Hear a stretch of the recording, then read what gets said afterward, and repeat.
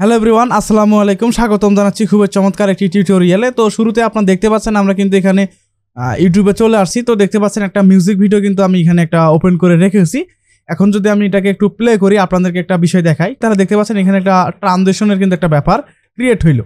এখন কথা হচ্ছে আপনারা কিভাবে এই যে ট্রানজিশনটা আছে এটাকে কিভাবে ক্রিয়েট করবেন সেই প্রসেসটা আমি আপনাদেরকে দেখানোর চেষ্টা করব। তো আমি আশা রাখি আপনারা পুরো ভিডিওটি জুড়ে সাথে থাকবেন। তো সেই সাথে আরেকটি কথা, আপনি যদি আমাদের চ্যানেল নতুন হয়ে থাকেন তো please hit the subscribe button. তো এখানের কথা নয়, চলুন শুরু করা যাক।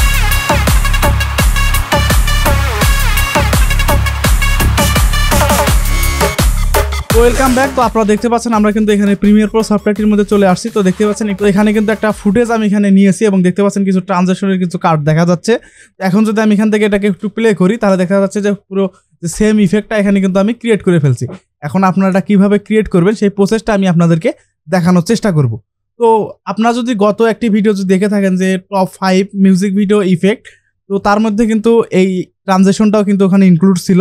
আপনারা যদি ওই ভিডিওটি দেখে থাকেন তাহলে কিন্তু আপনারা কিন্তু এই ব্যাপারটা কিন্তু সহজেই বুঝতে পারতেন। তো যাই হোক, আপনারা একটু এই ভিডিওটি যদি নতুন হয়ে থাকেন তাহলে ভিডিওটি কন্টিনিউ করতে পারেন, তাহলে আপনারা ব্যাপারটা জানতে পারবেন।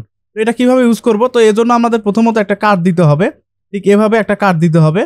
তো কার্ড দেওয়ার পর ধরুন আমাদের এইটা হলো ফুটেজ, আমাদের এটা হলো ফুটেজ। এই ফুটেজের মধ্যে আমরা সেই ইফেক্টটা আমরা বা ট্রানজিশনটা আমরা এখানে ইউজ করব। তো সেজন্য আমরা কি করব, আমরা এখান থেকে ইফেক্টে যাব।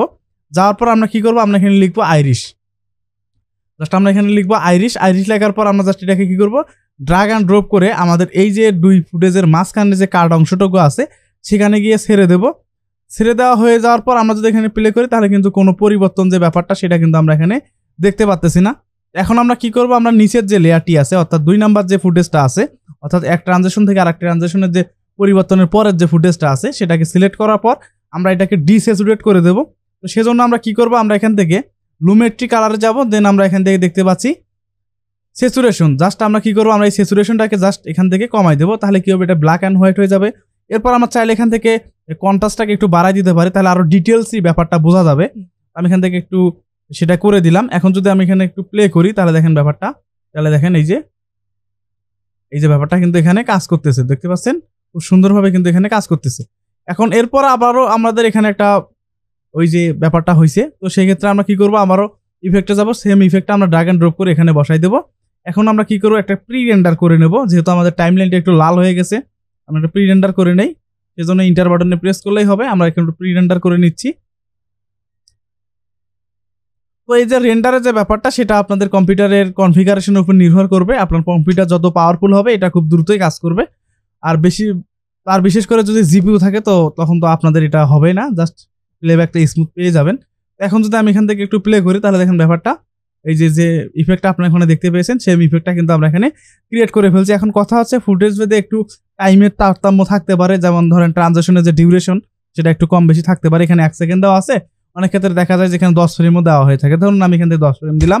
এখন যদি প্লে দিই তাহলে এখানে কিন্তু খুব দ্রুত গতিতে চেঞ্জ হয়ে গেল। তো এই হলো ব্যাপার। তো আমি আশা রাখি আপনারা এই ব্যাপারটা এখানে খুব সহজে বুঝতে পারছেন এবং শিখতে পারছেন যে আসলে কিভাবে এটা ইউজ করতে হয়। তো আর সেই সাথে আপনারা যদি এই ভিডিওটি এত দূর পর্যন্ত দেখে থাকেন, আমি আশা রাখি এই ইফেক্টটা এই ট্রানজিশনটা ব্যবহার করে আপনারা কিন্তু ভালো মানের একটা আউটপুট নিয়ে আসতে পারবেন আপনাদের ভিডিওতে।